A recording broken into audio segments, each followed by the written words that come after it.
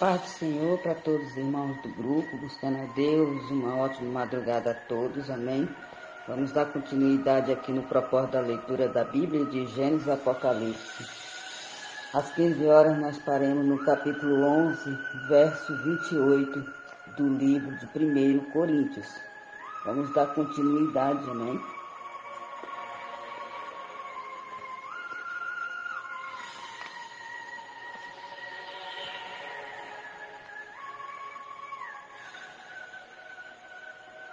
Porque o que come e bebe indignamente, come e bebe para a sua própria condenação, não discernindo o corpo do Senhor. Por causa disso, há entre vós muitos fracos e doentes,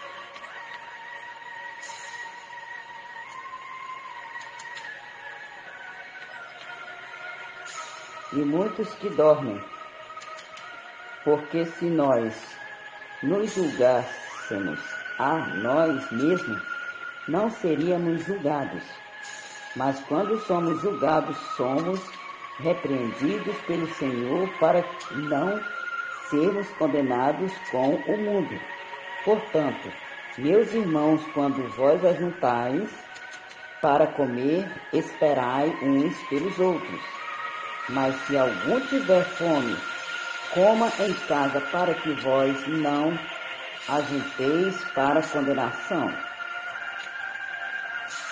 Quanto às demais coisas, ordena-las, eis quando for ter convosco.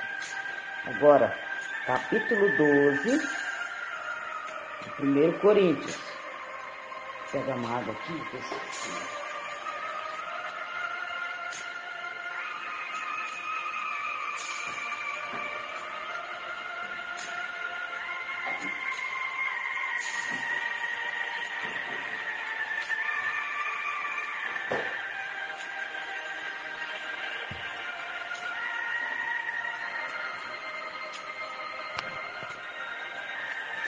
Capítulo 12, 1 Coríntios.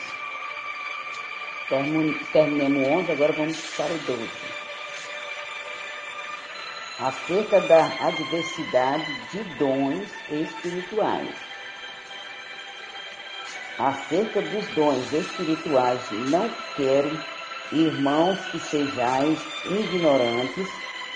Vós bem sabeis que ereis gentios, levados aos ídolos, mudos conforme ereis guiados. Portanto, vós quero fazer compreender que ninguém que fala pelo Espírito de Deus diz: Jesus é anatema, e ninguém pode dizer que Jesus é o Senhor, senão pelo Espírito Santo. Ora, a diversidade de dons, mas o Espírito é o mesmo. E a diversidade de ministérios, mas o Senhor é o mesmo. E a diversidade de operações, mas é o mesmo Deus que opera tudo em todos. Mas a manifestação do Espírito é dada a cada um para o que for útil, porque a um pelo Espírito é dada para lavrar da sabedoria, e a outro pelo mesmo Espírito a palavra da ciência, e a outro pelo mesmo Espírito a fé, e a outro pelo mesmo Espírito os dons de curar, e a outro a operação de maravilhas, e a outro a profecia, e a outro o dom de discernir os espíritos, e a outro a variedade de línguas, e a outro a interpretação das línguas. Mas um só é o mesmo Espírito, opera todas essas coisas, repartindo particularmente a cada um como quer.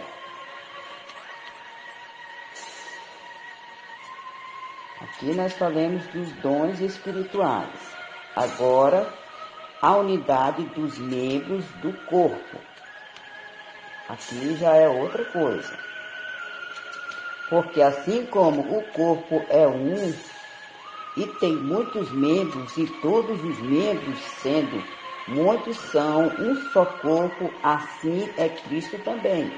Pois todos nós somos batizados em um espírito, formando um corpo, quer judeus, quer gregos, quer servos, quer livres, e todos temos bebido de um espírito, porque também o corpo não é um só membro, mas muitos. Se o pé disse, porque não sou mão, não sou do corpo, não será por isso do corpo. E se a orelha disser, porque não sou olho, não sou do corpo, não será por isso do corpo? A pergunta. Se todo o corpo fosse olho, onde estaria o ouvido? Se todo fosse ouvido, onde estaria o olfato? Mas agora Deus colocou os membros no corpo, cada um deles como quis. E se todos fossem um só membro, onde estaria o corpo? Agora, pois, há muitos membros, mas um corpo. E o olho não pode dizer a não tenho necessidade de ti, nem ainda a cabeça aos pés. Não tenho necessidade de vós. Antes os membros do corpo, que parecem ser o mais fraco, são necessários. E os que reputamos serem menos honrosos no corpo, a esse honramos muito mais, e aos que em nós são menos decorosos, damos muito mais honra.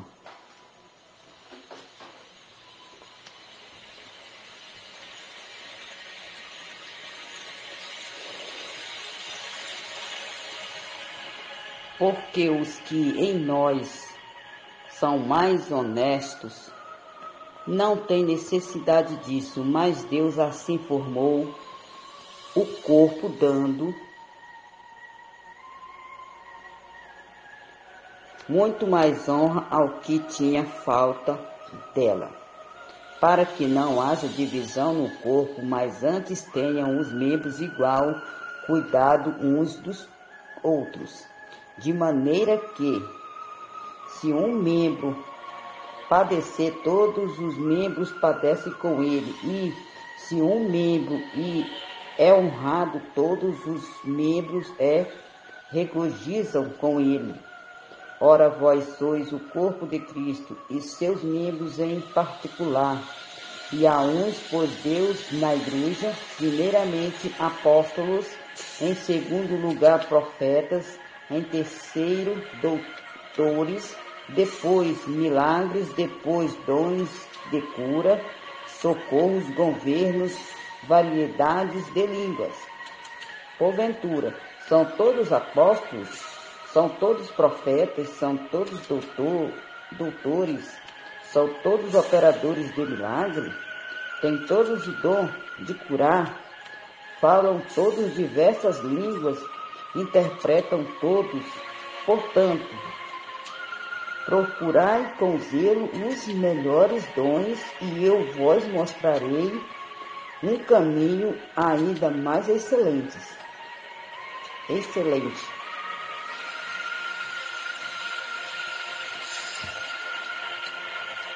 Capítulo 13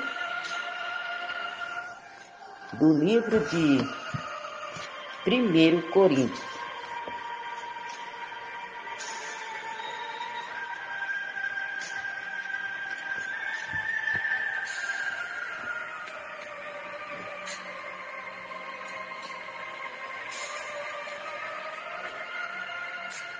a suprema excelência da cidade.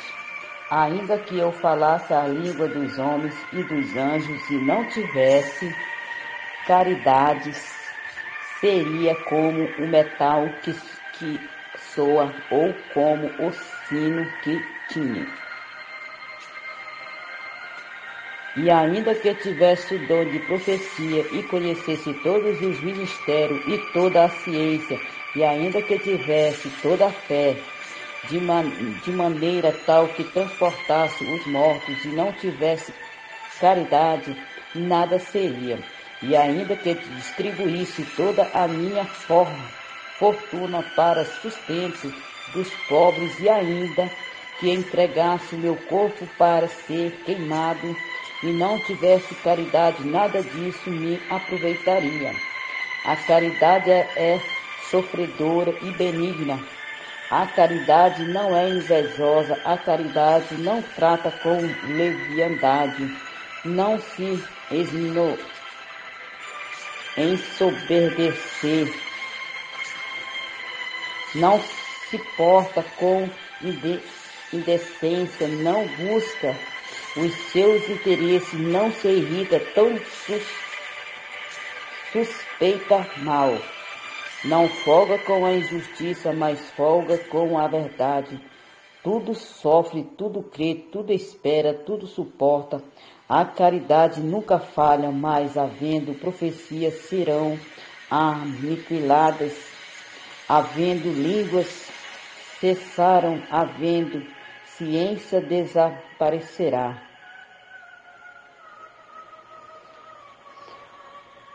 Porque em parte conhecemos e parte profetizamos, mas quando vier o que é perfeito, então o que é em parte será aniquilado.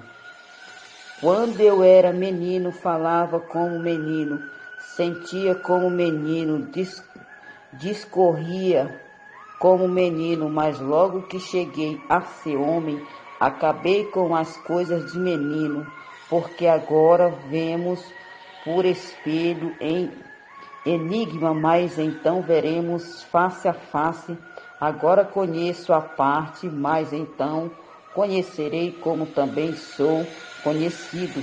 Agora, pois, permanecem a fé, a esperança e a caridade, estas três, mas a maior destas é a caridade.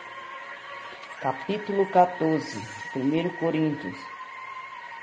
O dom de profecia é superior ao de língua.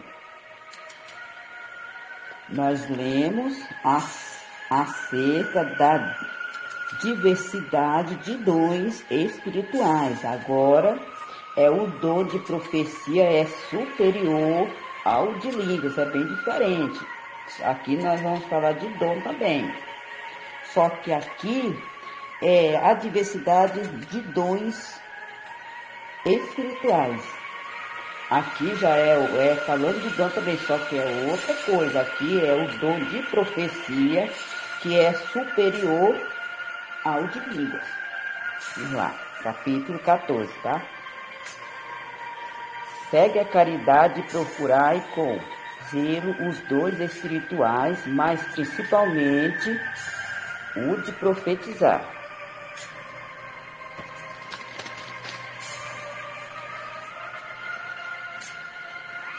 Portanto, o que fala línguas tem estranha, não fala aos homens, senão a Deus.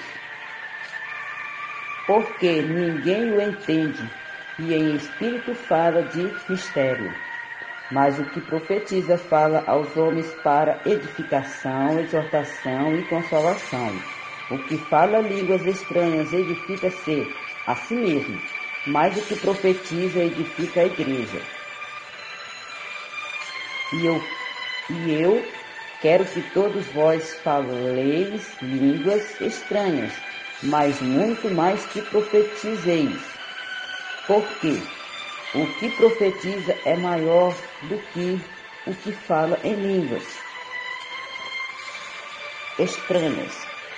a não ser que também interprete para que a igreja receba edificação.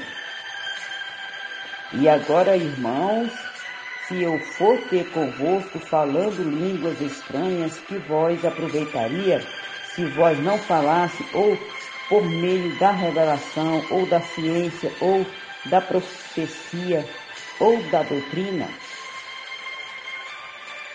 Da mesma sorte, se as coisas animadas que fazem com som, seja flauta, seja cítara, não fornecem sons distintos, como se conhecerá o que se toca com a flauta ou com a cítara. Porque se a trombeta der sonido incerto, quem se preparará para a batalha? Assim também vós, se com a língua não pronunciardes palavras bem inteligíveis, como se entenderá o que se diz? Porque estareis como que falando ao ar. Há, por exemplo, tanta espécie de vozes no mundo, e nenhuma delas é sem significação. Mas se eu ignorar o sentido da voz, serei bárbaro para aquele a quem falo, e o que fala será bárbaro para mim. Assim também vós, como desejais dons espirituais, procurai sobejar neles para a edificação da igreja. Pelo que o que fala línguas estranhas, ore para que a possa interpretar. Porque se eu orar em línguas estranhas, o meu espírito ora bem, mas o meu entendimento fica sem fruto. Que farei, pois? Orarei com o espírito, mas também orarei com o entendimento. Cantarei com o espírito, mas também cantarei com o entendimento.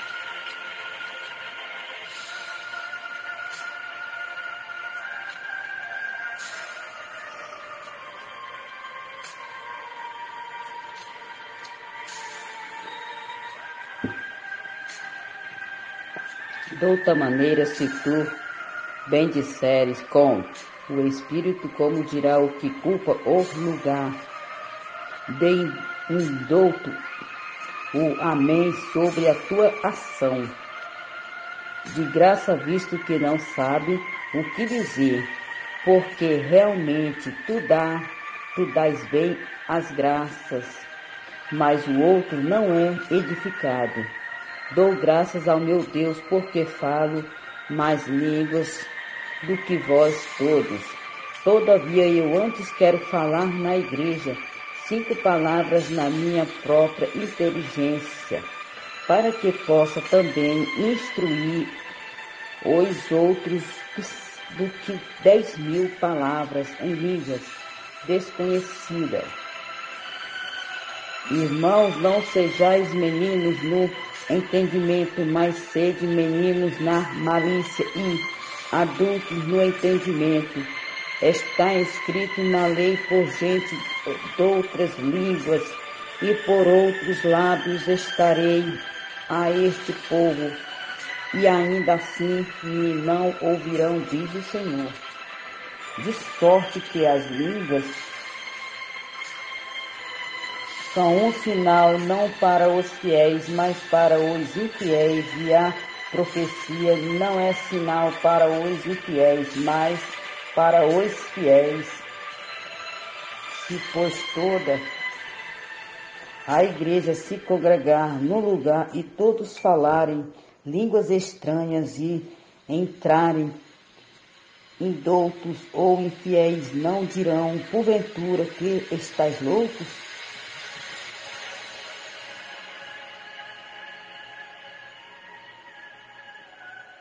Mas se todos profetizarem e algum indouto ou infiel entrar de todos e convencido de todos é julgado, os segredos do seu coração ficarão manifestos e assim lançando-se sobre o seu rosto, adorará a Deus, publicando que Deus está verdadeiramente entre vós. Glória a Deus. A necessidade de ordem no culto. Que fareis, pois, irmãos, quando vós ajuntais, cada um de vós tem salmo, tem doutrina, tem revelação, tem línguas, tem interpretação, faça-se tudo para edificação. E se algum falar língua estranha, faça isso por 2 ou 4 minutos, 3 e por sua vez e haja intérprete. Mas se não houver intérprete, esteja calado na igreja e fale consigo mesmo e com Deus.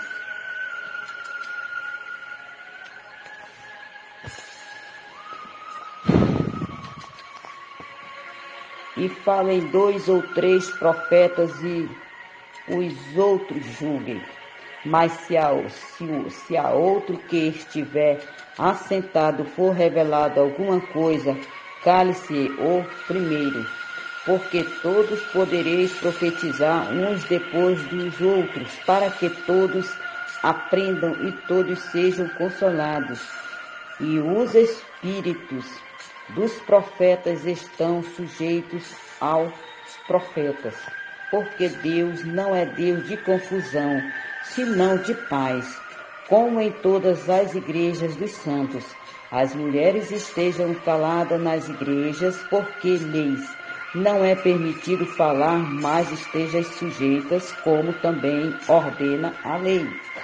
E se querem aprender alguma coisa, interrompe-se em casa a seus próprios maridos, porque é indecente que as mulheres falem na igreja. Porventura, saiu dentre vós a palavra de Deus, ou veio ela somente para vós?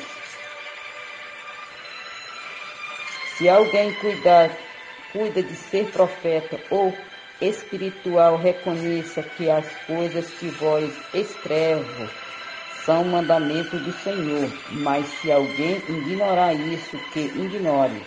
Portanto, irmãos, procurai com zelo profetizar e não proibais falar línguas, mas faça-se tudo decentemente e com ordem.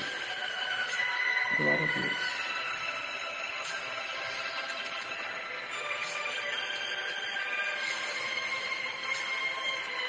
Capítulo 11. A ressurreição.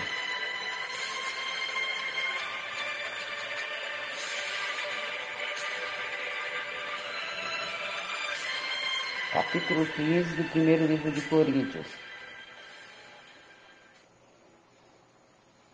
Também vos notifico, irmãos, e o evangelho que já vos tenho anunciado, o qual também recebeste e no qual também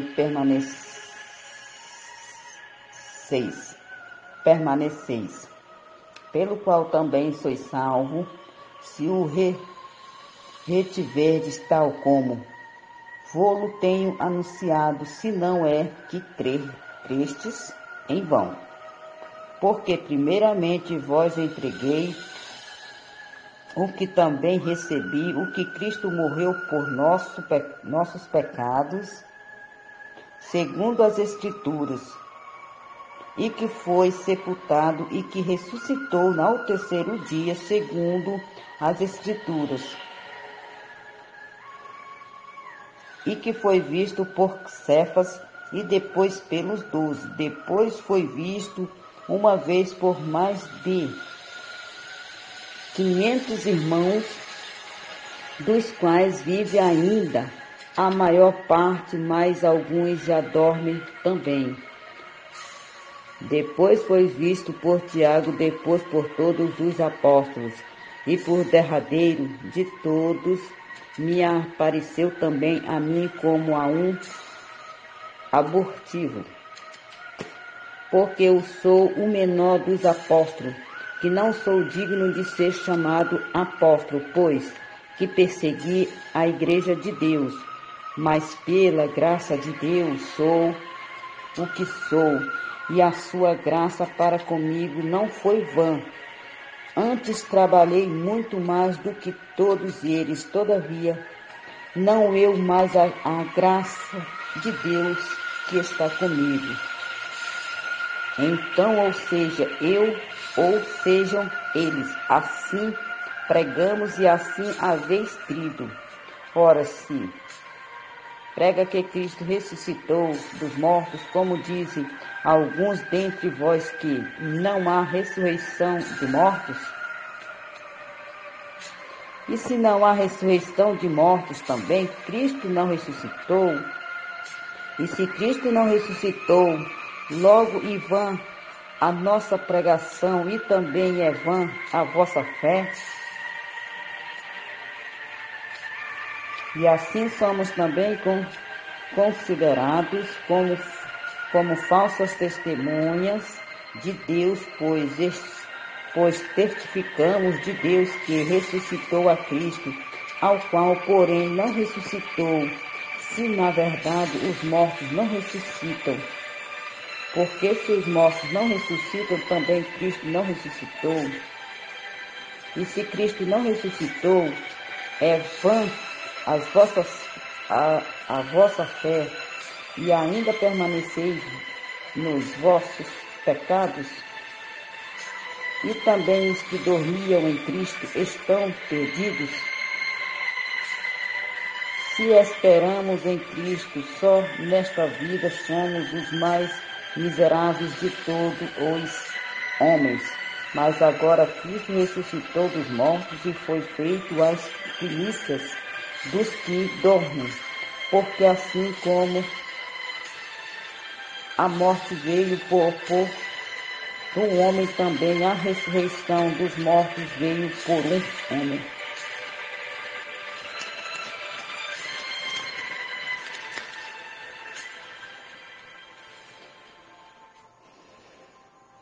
Porque assim como todos morrem em Adão, assim também todos serão vivificados em Cristo. Mas cada um por sua ordem, Cristo as primícias, depois os que são de Cristo na sua vinda. Depois virá o fim, quando tiver entregado o reino a Deus, ao Pai, e quando houver aniquilado todo império e toda potestade e força. Porque convém que reine até que haja posto a todos os inimigos debaixo de seus pés. Ora, o último inimigo que há de ser aniquilado é a morte, porque todas as coisas sujeitou debaixo de seus pés. Mas quando diz que todas as coisas lhe estão sujeitas, claro esta que se excetua aquele que sujeitou todas as coisas. E quando todas as coisas lhe estiverem sujeitas, então também o mesmo Filho se sujeitará àquele que todas as coisas lhe sujeitou, para que Deus seja tudo em todos. De outra maneira que farão os que se batizam pelos mortos, se absolutamente os mortos não ressuscitam, porque se batizam eles então pelos mortos. Porque estamos nós também a toda honra em perigo? A pergunta. Eu protesto que cada dia morro gloriando-me em vós, irmãos, por Cristo Jesus, nosso Senhor. Amém? Até aqui. E aí, ao meio-dia, eu dou a continuidade na leitura, né?